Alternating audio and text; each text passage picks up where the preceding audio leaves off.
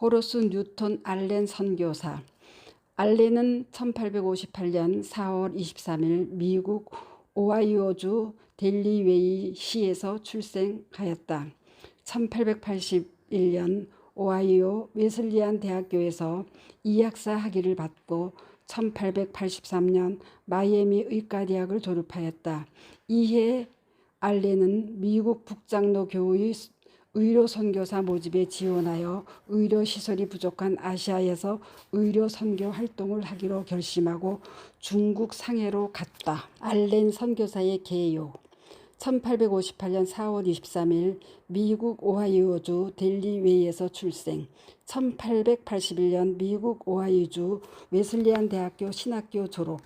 1883년 미국 오하이오주 마이애미 의과대학 졸업. 1883년 10월 11일 미국 북장로의 파송 의료 선교사로 중국 상해에 도착. 1884년 9월 20 개신교 첫 조선 선교사로 입국. 미국 공사관 의사로 임명됨. 1884년 12월 4일 정신정변 때 부상당한 민비의 조카 민영익을 치료. 1885년 4월 10일 한국 최초 근대식 병원인 제중원 개원. 1887년 9월 주미조선공사관 고문 위촉. 1890년 주조선 미국공사 서기관 대리공사로 임명. 1901년 주한미국공사로 임명. 1905년 6월 9일 한국 문제를 두고 루즈벨트 대통령과 논쟁을 벌인 후 소환됨. 1912년 12월 11일 미국 오하이오주 톨레토에서 영면. 알렌은 북장로교 소속 의료 선교사로 청나라 상하이에서 의료 활동을 했지만 상하이 생활에 적응하지 못하고 청나라 지방관과 싸우고 외국 국민들과도 마찰이 심했다. 그러던 중에 조선에 선교사를 파견한다는 소식을 듣고 알렌은 자신이 가겠다고 자청함. 요청 정도가 아니라 아예 조선에 안 보내주면 일을 그만둔다는 협박을 했다. 결국 조선행을 허락받아 1살 된 아들과 아내와 함께 셋이서 1884년 아직 종교의 자유를 완전히 보장하지 않은 조선에서 선교사 신분으로 있는 것이 위험하다면서 당시 주조선 미국공사 루시머스 푸트는 그를 주한 미국공사관 소속 무의로 의사로 임명했다. 알렌은 조선에서 지내는 동안 개신교 선교 사업을 겸했는데 알렌이 부임하자 그동안 타국에서 병에 걸릴까봐 불안해했던 외국인들이 매우 기뻐했다고 한다. 10월 27일 조선에 입국했는데 38일 만인 그해 12월 4일에 갑신정변이 터졌고 계하파의 칼에 찔려 사경을 헤매는 명성황후의 조카 민영익을 수술에 목숨을 구해주면서 유명해졌다. 당시 정변으로 미국 공사까지 도망간 상태에서 알렌이 민영익 치료를 자원했는데 이는 민영익이 보밍사의 대표였던 만큼 그를 계하파인 줄 잘못 알고 만약에 죽는다면 친미 계화 세력이 타격을 받을까 봐였다. 갑신정변 당시 민영익은 7군데에 치명적인 외상을 입었고 뮬렌드로프가 자신의 호위병과 함께 민영익을 자신의 가마에 숨겨 옮겼고 그리고 한국에 있던 유일한 서양 의사 알렌을 급히 불렀다. 알렌이 도착할 무렵 한의사 14명이 알렌의 치료를 결사반대하며 막았으나 쫓아냈고 밤새 지혈을 하고 봉합을 한 다음 일본인 군의관을 불러 함께 치료했다. 이는 한반도에서 최초로 행한 외과 수술로 기록된다. 이때 알렌은 민영익으로부터 치료비를 사양했다. 갑신정변과 진압이 완료되자 고종은 12월 26일에 최상품의 왕실 병풍과 고려자기 그리고 금일봉을 하사했다. 그 후 알렌은 당시 주한미국 공사관 총용사 대리로 사실상 공사로 재임하던 조지 포크 해군 소위의 추천장으로 1월 22일 조선 왕립병원 설립 허가서를 제출했고 알렌이 병원 설립을 요청하자 고종은 흔쾌히 강해원 설립을 허가했다. 강해원 부지는 강신전변 때 대역죄인으로 참살당한 홍영식과 그의 아버지 영의정 홍순목의 집이었다. 병원 설립 소식이 알려지자마자 닷새 후 1월 27일에 민영옥은 2살 많은 알렌을 앞으로 평생 형님으로 모신다며 10만 양을 기부했다. 알렌은 다음에 스크래톤과 언더우드를 초청하여 의료진을 보강했는데 운영비는 선교단체에서 고종의 지원을 받아 충당했다. 이는 조카 민영익의 목숨을 살려준 은인 알렌에 대한 고종과 명성황후의 전폭적인 신임 덕분이었다.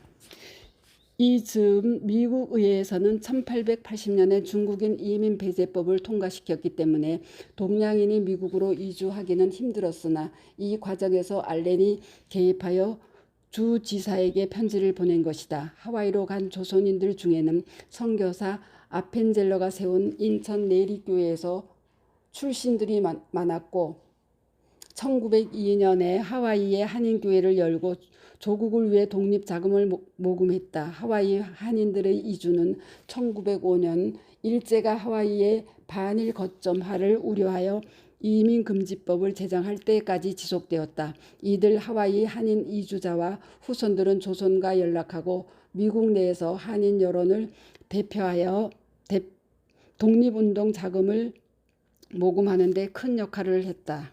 1886년 고종 23년 알렌은 고종의 밀명을 받는다. 이모군란과 갑신정변 이후 고종은 청나라의 이홍장이 보낸 원세계에게 이리저리 쥐어짜이며 강제로 외채를 빌리는 등 온갖 수모를 당하고 있었는데 청나라의 내정 간섭 명분인 외채를 상환하기 위해 미국에 차관 200만 달러를 얻어낼 계획으로 주미조선공사를 파견하려 했다. 이 과정에서 대청 속국인이 청나라에 보고해야 한다, 하지 말아야 한다는 논쟁이 오는데 우유부단했던 고종은 결국 보고를 하기로 하고 베이징으로 사절을 보냈다. 청나라는 3가지 조건을 내걸며 공사 파견을 허용하는데 이를 영약 3단이라고 한다. 조선공사는 주재국에 도착하면 먼저 청국공사를 찾아와 그의 안내로 주재국 외무성에 간다. 회의나 연회석상에서 조선공사는 청국공사의 밑에 자리한다. 조선공사는 중대 사건이 있을 때 반드시 청국공사와 미리 협의한다. 이 과정에서 알렌은 나가사키에서 무려 5달이나 기다렸는데 고종의 편지를 받고 홍콩에 있던 아우 민영익을 만나러 갔다. 알렌은 여행 중인 조선인 외교관의 모습에 대해 기록을 남겼는데 꽤 부정적으로 묘사했다. 나가사키에서 홍콩으로 갈 때 외교단이 조선에서 싸온 조선 음식을 담은 항아리를 호텔방에 굳이 넣어야 한다고 강요하는 것을 말렸으나 실패했고 샌프란시스코 가는 배에서의 사건에 대해 얼굴이 팔렸다고 적었다.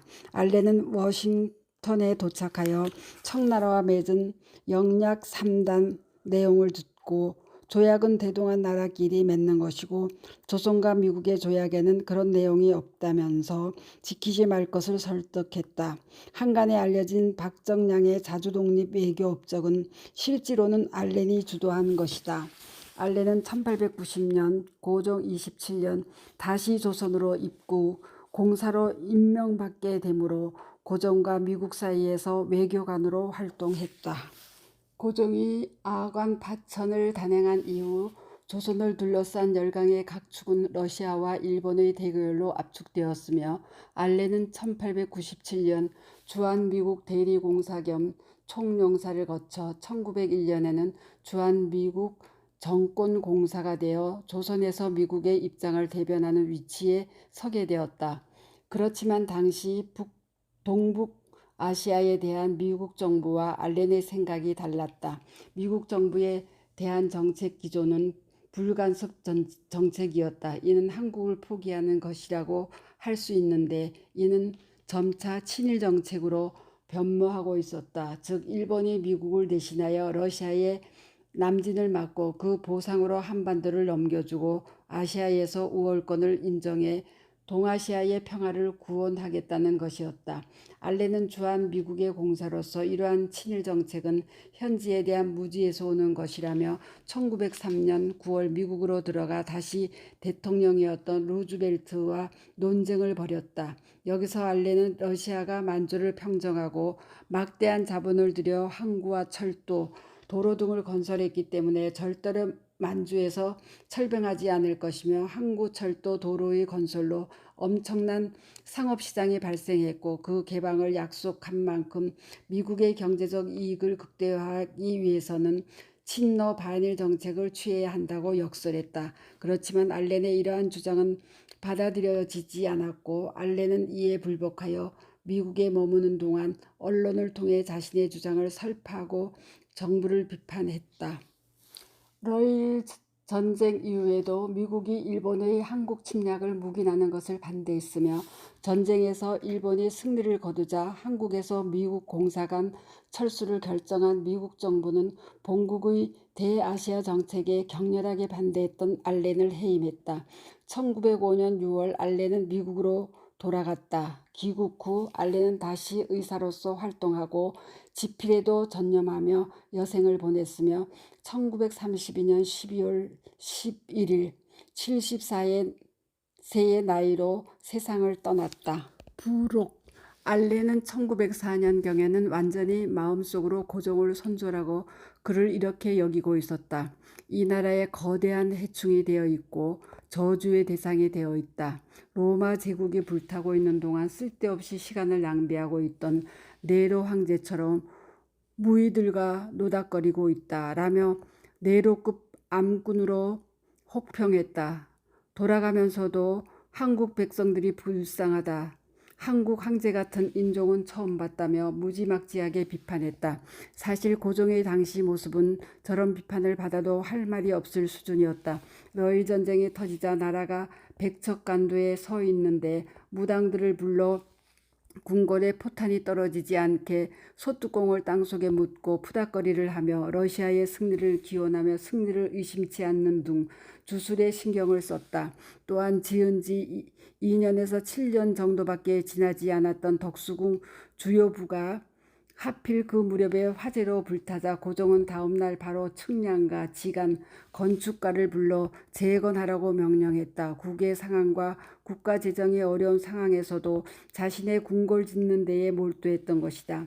윤치호 일기에 따르면 화재 발발 며칠 뒤에 이하영 대신이 말하기를 황제가 궁궐을 다시 짓는 계획에 반대하는 사람은 누구든지 목을 벨 것이라는 결단을 천명했으며 다른 조카 이재환이 고종에게 다시 짓는 것보다 일단 창덕궁으로 옮기자고 제안했는데 고종은 몹시 경로에 숨도 제대로 쉬지 못할 지경으로 내가 죽거든 태자궁이나 데리고 가거라 화를 냈다고 한다. 순종도 고종 이삭으로 낮게 평가했는데 알렌의 일기에는 순종이 지능이 낮았다는 등 부정적으로 묘사되어 있다. 순종이 지능이 낮았다는 것은 알렌만의 생각이 아니라 당시 조선에서 널리 퍼져 있는 소문이었다. 주로 언급되는 건 김흥록 독다 사건 후유증으로 바보가 되었다는 설이었다. 그러나 순종이 다른 가문의 족보를 달달 외울 정도로 기억력이 뛰어났다는 기록을 볼 때 정말로 지능이 낮았다기보다 사람이 좀 어수룩하게 보였다는 쪽이 가깝다. 혹은 서번드 증후군이었거나 고기능 자폐였을 가능성도 있긴 하다. 아무튼 알렌은 이렇게 말년에 고종이나 순종에 실망했기 때문에 조선의 망국이 확실시된 후에는 더 이상 크게 관여하지 않고 미국으로 돌아와 여생을 살았다.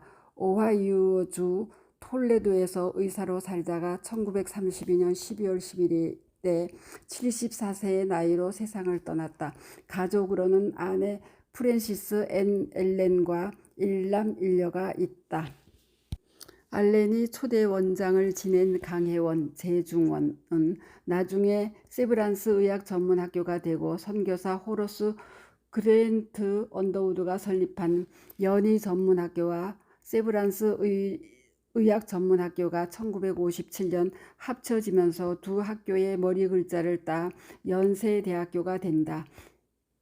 연세대학교 재단이 설립하고 현재 인터파크가 대주주인 의약품 물류회사 안녕케어는 알렌의 한국식 이름으로 따온 것이다.